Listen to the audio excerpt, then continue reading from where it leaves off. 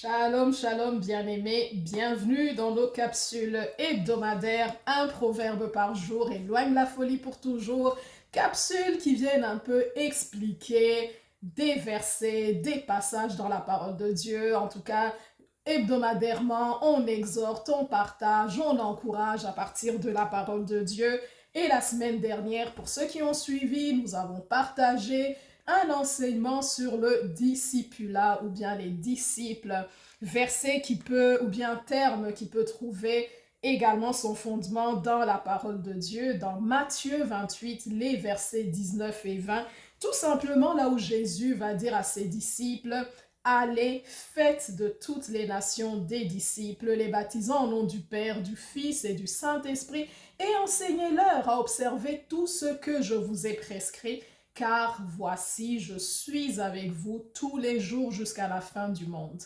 Le discipulat est une relation à trois. Il y a l'enseignant, il y a l'élève, mais il y a également l'Esprit de Jésus qui est là en train de superviser tout ce qu'il se passe.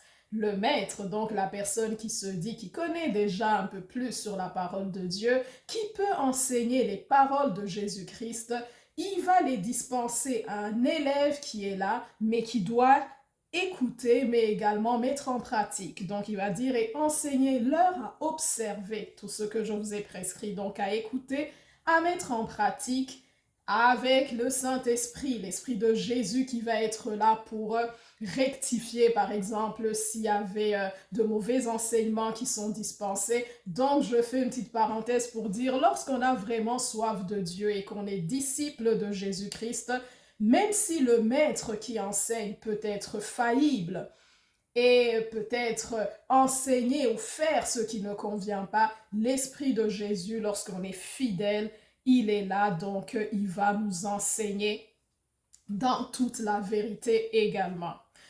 Le verset que j'ai choisi aujourd'hui de vous partager va mettre son focus sur les enfants. Donc c'est la seconde partie du discipulat qui est axée sur les enfants. Parce que nos enfants sont nos premiers disciples, je dirais des disciples de premier degré. Par exemple, si j'ai des enfants, mes enfants devraient être mes premiers disciples. Les enfants du voisin, par exemple, ne sont pas mes disciples au premier degré, mais ils vont répondre à la prescription qui est dans Matthieu 28, comme on vient de le lire, qui dit: allez, faites de toutes les nations.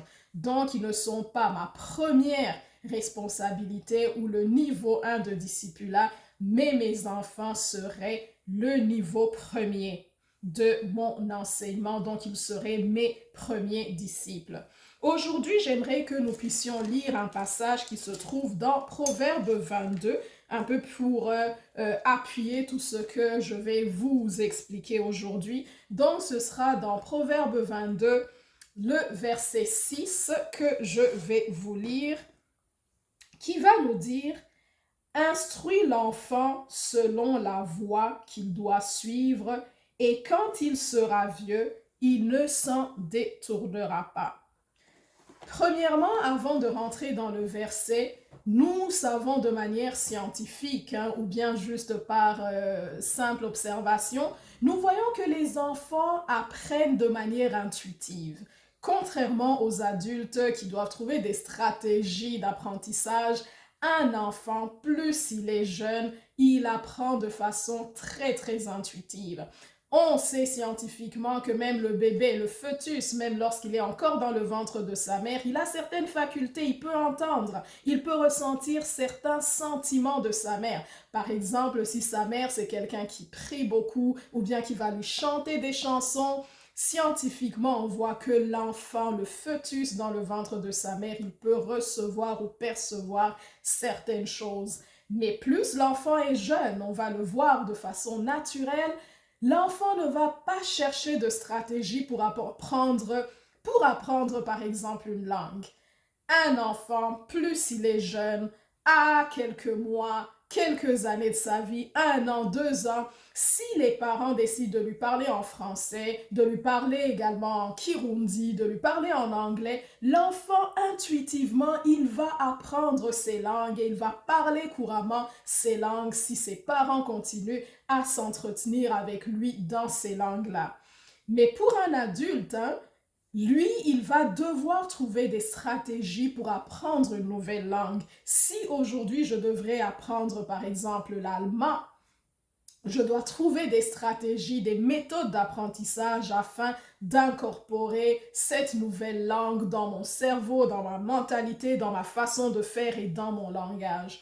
Mais un enfant, plus il est jeune et qu'on lui inculque certaines valeurs, il les apprend de façon intuitive. Il n'a pas besoin de chercher de stratégies à gauche à droite pour essayer d'apprendre. C'est pourquoi je dis que nos enfants, selon la parole de Dieu, ils devraient être nos premiers disciples, donc le disciple de premier niveau, parce que nous avons la responsabilité de leur inculquer certaines vérités, de leur inculquer certaines valeurs.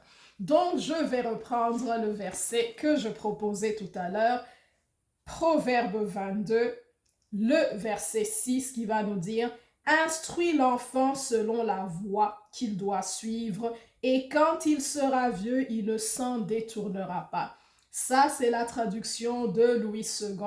Je vais lire de manière littérale la section A, comment on devrait la lire de manière littérale, qui va nous dire « Initie l'enfant selon la mesure du chemin. » C'est comme ça qu'on devrait lire de manière littérale.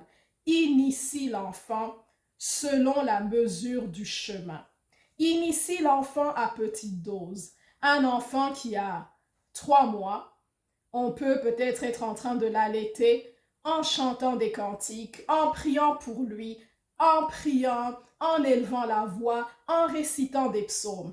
Plus l'enfant grandit, on va encore augmenter peut-être, on va lui expliquer autre chose. On va commencer par exemple à 1 an, à 2 ans, lui lire les évangiles, lui expliquer la parole de Dieu par les évangiles, par les psaumes, lui expliquer les histoires de Jésus-Christ en lui disant « Jésus, il était venu sur la terre, regarde comment il fonctionnait ». On peut apprendre à l'enfant, par exemple, quand il commence à devenir un tout petit peu plus grand, à 2 ans, 3 ans, on lui dit, écoute, quand tu es malade, Jésus est capable de guérir. Et on apprend, par exemple, à l'enfant de 3 ans, de 2 ans, comment imposer les mains aux malades. On commence à l'initier. Et l'enfant, par exemple, quand il va grandir, quand il va aller à l'école, peut-être que son premier réflexe, à cause de cet apprentissage qu'on lui aura inculqué, peut-être que si son ami à l'école est malade, il aura le réflexe de prier pour lui, d'imposer les mains à son ami malade. Dans la société actuelle, je ne sais pas si ça lui vaudrait une mesure disciplinaire, malheureusement, mais apprendre à nos enfants déjà à avoir ce réflexe-là. Juste pour mettre une parenthèse, je me rappelle, moi, quand j'étais enfant avec mes 2 frères, mes parents, ou bien je dirais plus ma mère, avec ma tante Françoise, ce qu'ils faisaient avant que quand nous étions dans notre lit, avant que nous puissions nous endormir, ou bien pour nous endormir, ma mère ou bien ma tante nous racontait des histoires. On nous racontait par exemple la Belle au bois dormant, Cendrillon, les fables de La Fontaine, Le Petit Prince, Hansel et Gretel, Le Petit Poucet.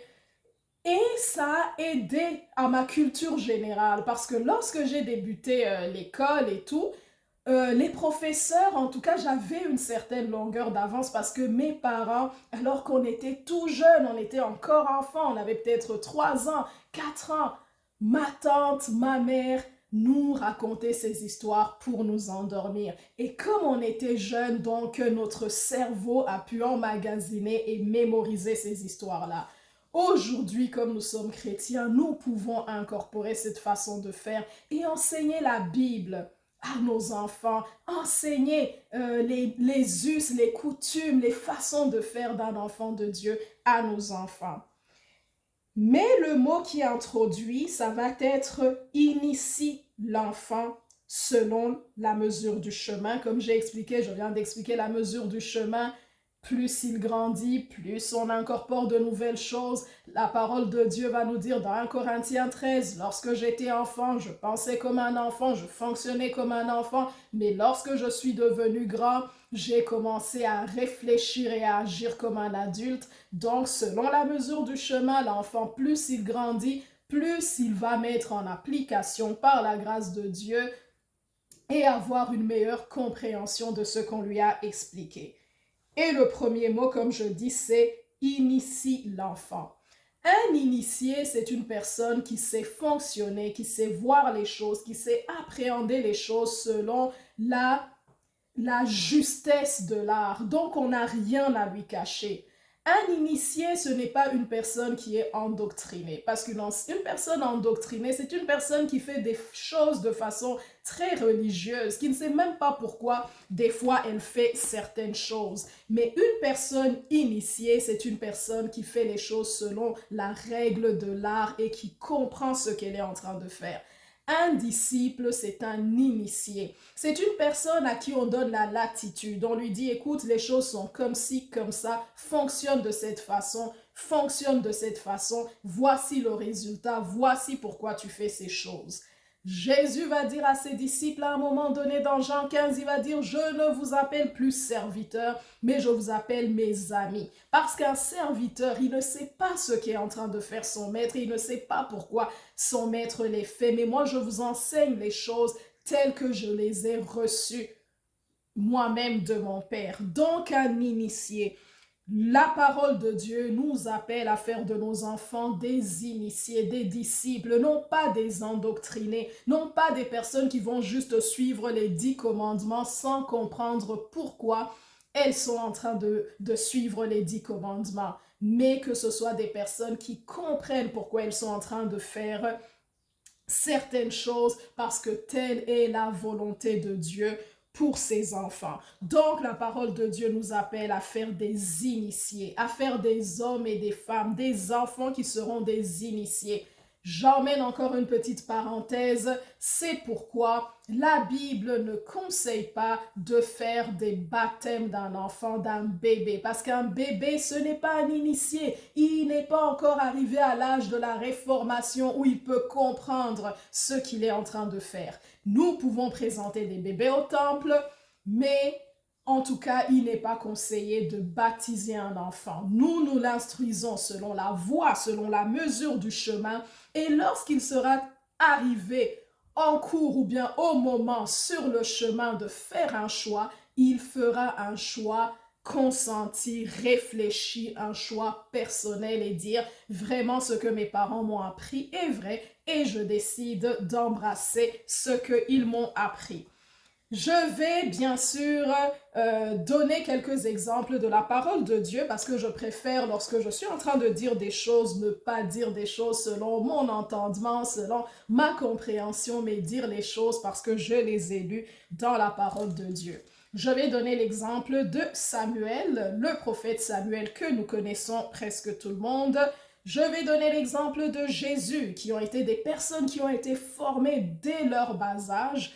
Et je vais conclure avec Timothée. Donc la parole de Dieu nous dit dans 1 Samuel, le chapitre 3, les versets 1 que je vais lire. On voit que Samuel, c'était vraiment un initié, un disciple de Jésus-Christ, un disciple de Dieu. 1 Samuel 3, le verset 1 va nous dire « Le jeune Samuel était au service de l'Éternel devant Élie. La parole de l'Éternel était rare en ce temps-là. Les visions n'étaient pas fréquentes. » Pour un peu expliquer, mettre dans le contexte, le jeune Samuel, sa maman l'a emmené, elle l'a prêté au temple, comme dit la parole de Dieu, dès qu'elle avait fini de le sevrer. On finissait de sevrer un enfant à quel âge? À cette époque, environ vers l'âge de 2 à 3 ans. Des fois, on pouvait durer un tout petit peu plus longtemps, mais disons que Samuel, on l'a confié au temple. Il va habiter à temps plein au temple auprès d'un prophète un peu perverti qui s'appelait Élie. Donc, l'enfant est confié au temple. On l'emmène dans la présence de Dieu à temps plein. Mais on dit que la parole en ce temps-là, il était rare. Mais on se rappelle que le Seigneur a dit à ses disciples, je serai avec vous tous les jours jusqu'à la fin du monde. Même si son écosystème, son environnement immédiat, c'était dans le temple, on voit que malheureusement, la parole était quand même rare. Le verset 7 nous dit, Samuel ne connaissait pas encore l'Éternel et la parole de l'Éternel ne lui avait pas encore été révélée. Il était encore jeune, il ne connaissait pas la parole de Dieu, ça lui prenait un mentor, ça lui prenait un maître, ça lui prenait un enseignant qui devait l'instruire dans la parole de Dieu. Le verset 9 va nous dire, et il dit à Samuel, ça c'est Élie qui dit à Samuel alors que Dieu est en train d'essayer de parler à Samuel qui est jeune, il ne comprend pas. Élie dit à Samuel, va couche-toi. Et si l'on t'appelle, tu diras, par l'Éternel car ton serviteur écoute. Et Samuel alla se coucher à sa place. L'Éternel vint et se présenta et il appela comme les autres fois, Samuel, Samuel. Et Samuel répondit comme ce que lui avait dit son maître. Élie, il va répondre, parle car ton serviteur écoute. Alors l'Éternel dit à Samuel, Samuel vient d'être enseigné par son maître, par son mentor Élie, qui avait de l'expérience avec Dieu, qui avait de l'expérience avec la voix de Dieu, la façon de faire de Dieu. Donc, Samuel vient d'être instruit. Son maître, son enseignant lui a dit, voici comment tu dois faire. Et lorsqu'il obéit, il fait selon ce que son maître, son mentor lui a dit. Effectivement, ça marche, Dieu lui parle.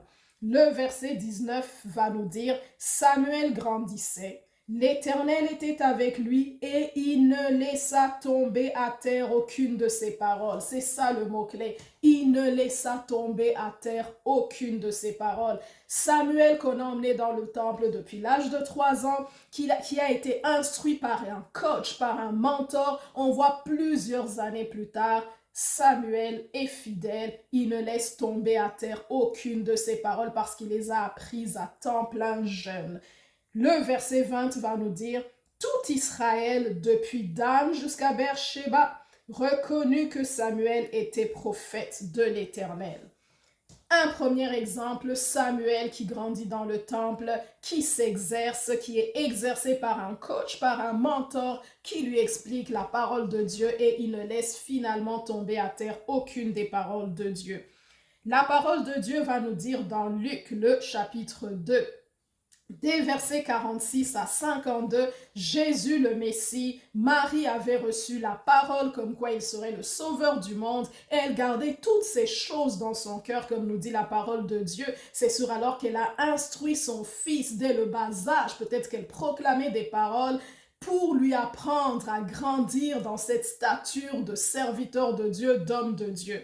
Mais Luc va nous dire alors dans le chapitre 2, 46 à 52, que Jésus, à un moment donné, on va le retrouver dans le temple, écoutant et posant des questions aux docteurs de la loi. Il était là dans la parole de Dieu. Il y avait des personnes qui étaient là, qui étaient des docteurs de la loi. Il est là, il est en train d'interroger, de poser des questions afin d'apprendre. On peut dire que eux, on peut les considérer un peu comme des coachs ou des maîtres, mais il est là en train de les interroger, de les écouter.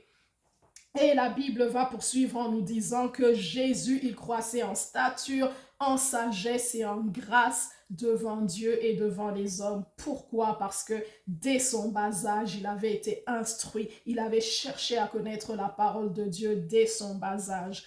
Dans Timothée, pour clôturer avec ceci, Timothée, le chapitre 2 Timothée, le chapitre 1, le verset 5, nous montre que Timothée, ce grand homme de Dieu, est devenu ce qu'il est devenu grâce à sa grand-mère Loïs et à sa mère Eunice, qui, depuis qu'il était enfant, lui ont inculqué les valeurs chrétiennes, lui ont inculqué la parole de Dieu. Donc, qu'est-ce que je veux dire dans cet enseignement et cette exhortation d'aujourd'hui? C'est que Nous avons la responsabilité sur ce qui est enseigné à nos enfants. Nous avons la responsabilité de leur éducation, de leur apprendre à observer tout ce que Jésus nous a prescrit. Ce sont eux nos premiers disciples. Les disciples, certes, que nous allons rencontrer sur le chemin de la vie, ce sera peut-être des personnes déjà âgés, déjà matures, déjà adultes, qui vont devoir trouver des stratégies peut-être afin d'apprendre à accepter ou à reformater leur intelligence afin d'accepter l'œuvre de Jésus-Christ à la croix ou bien d'embrasser l'évangile. Mais nos enfants, depuis la mamelle, nous pouvons leur inculquer la Bible, la parole de Dieu, leur expliquer qu'ils ont un sauveur, ils ont un papa dans le ciel qui les a aimés, qui a donné Jésus-Christ, qui est venu mourir pour eux à la croix et qu'ils ont un Père dans les cieux qui les aime et qu'ils ont la vie éternelle en acceptant l'œuvre de la croix de Jésus-Christ. Là, je le dis dans des mots d'adultes, mais à nos enfants, on peut savoir comment partager tout simplement les évangiles, partager ce que Jésus est venu faire pour nous à la croix. Donc, je conclus la deuxième section du discipulat. Nos enfants sont nos premiers disciples, profitons-en comme ils apprennent de manière intuitive et apprenons-leur à observer tout ce que Jésus nous a prescrit, car Jésus est avec nous tous les jours jusqu'à la fin du monde. J'espère que ces deux vidéos vous ont aidé, j'espère que ces deux vidéos vous ont béni et que nous allons mettre tout ce que nous avons appris en pratique parce que la Bible va nous dire vous êtes heureux si vous écoutez, mais vous êtes encore plus heureux si vous les pratiquez, si vous pratiquez ce que vous avez entendu. Que le Seigneur vous bénisse, que le Seigneur vous garde.